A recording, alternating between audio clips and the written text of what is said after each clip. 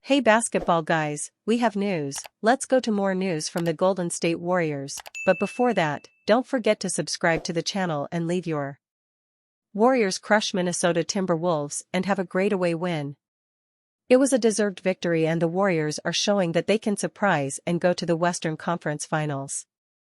Even with Stephen Curry injured, the Warriors did not bow down before the Minnesota Timberwolves and played a high-level game, where Steve Kerr used several players in the rotation. In addition to Stephen Curry, who was putting on a show while he was on the court, other players who stood out were Draymond Green, Jimmy Butler, Buddy Hield, and Jonathan Kuminga returned to the rotation. The away win is very valuable, because the Warriors need 3 more wins to reach the Western Conference Finals and will play exactly 3 games at home. Based on today's game, the Warriors put pressure on their rival, and if the Minnesota Timberwolves make mistakes, the Warriors have the ability and the roster to win Game 2, which will be at the Minnesota Timberwolves' home. Stephen Curry's injury appears to be very serious, because a hamstring strain takes about 2 weeks to recover. But tomorrow he will undergo tests and we fans are hoping that it is a minor injury and that he can return for the playoffs. Bad news for Warriors fans, Stephen Curry is in serious danger of missing the playoff series against the Minnesota Timberwolves. Stephen Curry exits Game 1 of Warriors-Timberwolves with apparent injury. The Golden State Warriors are currently facing off against the Minnesota Timberwolves at the Target Center in Game 1 of their first-round series. Both teams got off to a slow start offensively in the game as the Timberwolves led 20-18 at the end of the first quarter. Golden State has been able to jump out to a lead in the second quarter as they have outscored Minnesota 20-8 to grab a 10-point lead. 2025 NBA Playoffs against the Houston Rockets at Toyota Center. Mandatory credit, Troy Terramina main images. Mandatory credit, Troy Terramina main images. While the Warriors had been able to take control of the game, they were also dealt with a major blow after their star point guard Stephen Curry exited the game early in the second quarter due to an injury. Curry made a floater on the offensive side but was then seen grabbing at his left hamstring after the play, eventually heading to the locker room at the next timeout after asking out of the contest. As Curry made his way to the locker room, he was seen grimacing, which is a terrible sign for the Warriors. After some time had passed, the Warriors announced that Curry has been ruled out of Tuesday's game due to a left hamstring strain. He left the game after recording 13 points, 1 rebound and 1 assist in 13 minutes. This is a massive blow for the Warriors as they will now be down their best player for the remainder of Game 1 and they will need their other stars in Jimmy Butler and Draymond Green, along with the rest of their core, to step up. Of course, Curry's status for Game 2 on Thursday night is now in serious question as the Warriors continue to chase another championship. Warriors owner makes clear statement about Jimmy Butler. Jimmy Butler has been everything the Golden State Warriors could have hoped for and more since the team acquired him from the Miami Heat at the trade deadline. That success means owner Joe Lacob is taking something of a victory lap. Lacob admitted that there were concerns about Butler's fit with the Warriors prior to the February trade that sent the veteran to Golden State. After the Warriors' Game 7 win over Houston on Sunday, Lacob said all those worries were gone now. "Yeah, there were concerns about Butler," Lacob said, via Sam Amick of The Athletic. "But you do your analysis, you make your choices, and, yeah, it was a little bit of a risk. But we've got to take risks in this life. And he's worth every freaking penny. That's all I can say. He's fantastic." The Warriors gave Butler a lot of pennies after landing him, but they clearly have no complaints so far. The team went 23-8 with him on the roster down the stretch and held on to see off Houston, buoyed in part by Butler's attitude. He also contributed 20 points, 8 rebounds, and 7 assists in Golden State's Game 7 win. Butler will face a bigger test starting Tuesday against the Minnesota Timberwolves, where he will not be greeted warmly. The Warriors seem to have no concerns about whether he will rise to the occasion. New details on Warriors players-only meeting that saved season. The Golden State Warriors are fresh off an electrifying Game 7 win against the Houston Rockets, closing out the first round to move on to the Western Conference semifinals. They will face Anthony Edwards and the Minnesota Timberwolves with what should be an exciting matchup. The Warriors found themselves in a bit of trouble after going up 3-1, losing games 5 and 6, with the risk of blowing a series lead. The loss after Game 6 sparked something unique from Golden State, specifically from the team's stars. Warriors guard Buddy Hield mentioned it followed the Game 7 win, but Stephen Curry, Draymond Green, and Jimmy Butler called for a players-only meeting following Game 6. New details have been highlighted by ESPN's own Young Masuk. Head coach Steve Kerr detailed how Green took responsibility for Game 6. Basically, Green owned up to losing his poise in Game 6, and I agreed with him, Kerr said.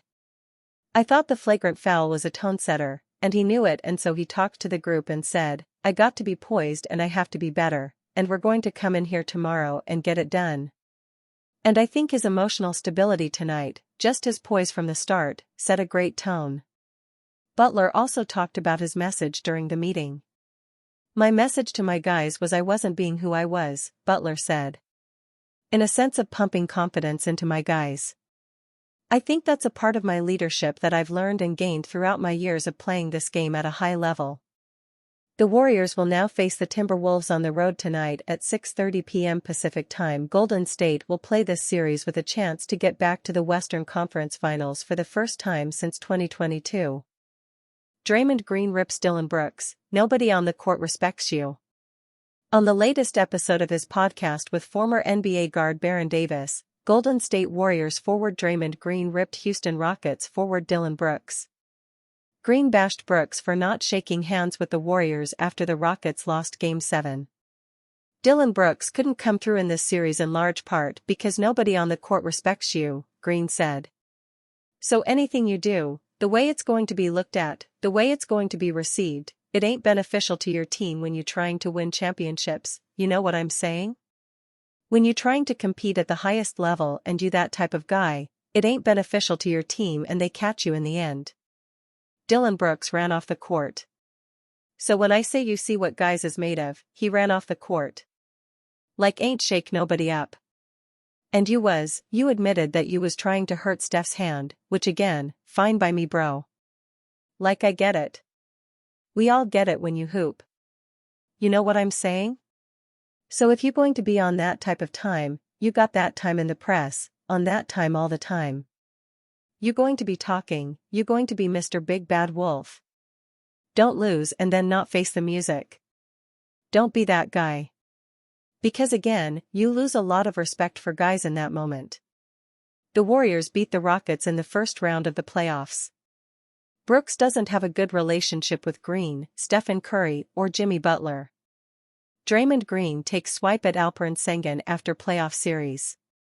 Draymond Green has another European big man whom he may not be too fond of.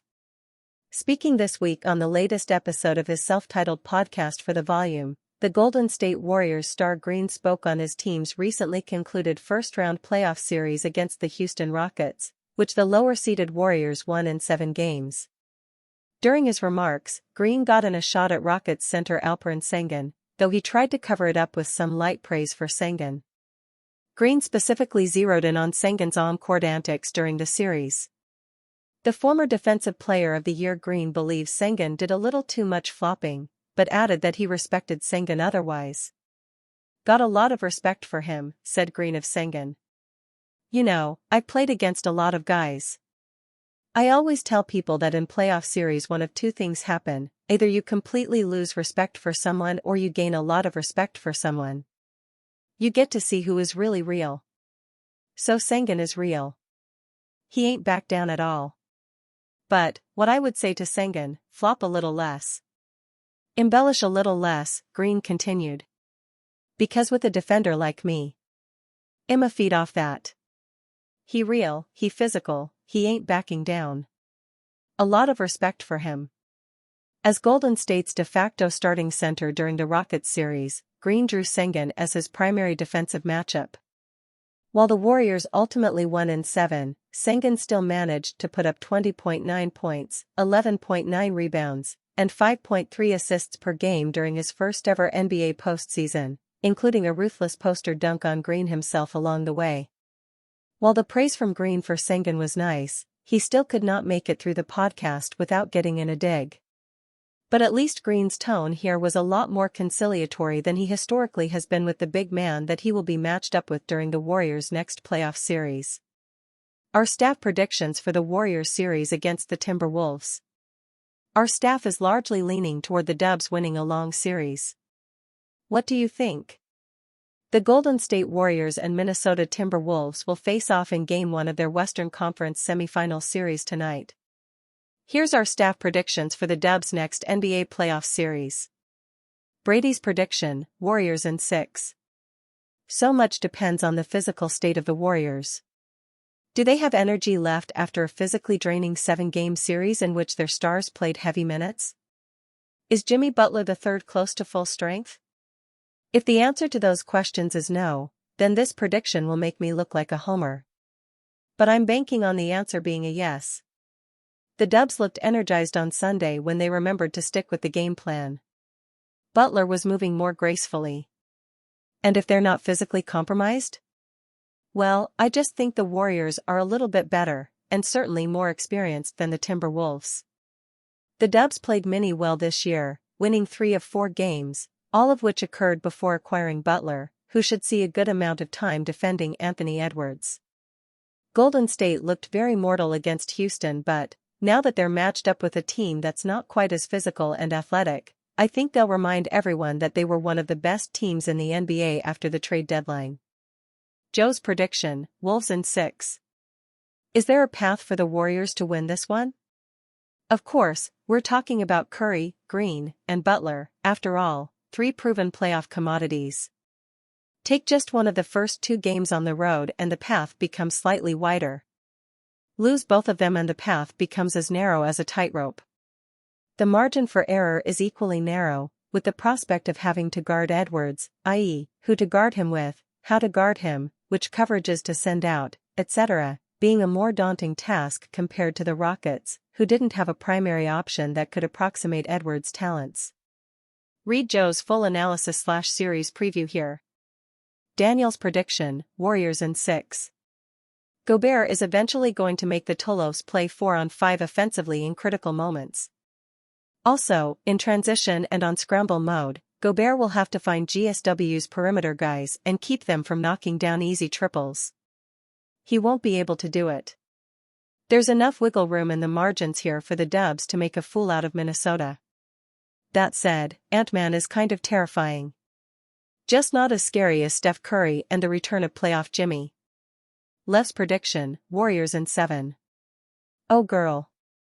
I'm a little worried. I'm always worried.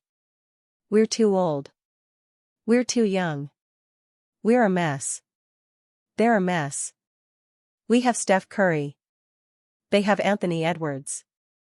We have Draymond Green. They have Rudy Gobert.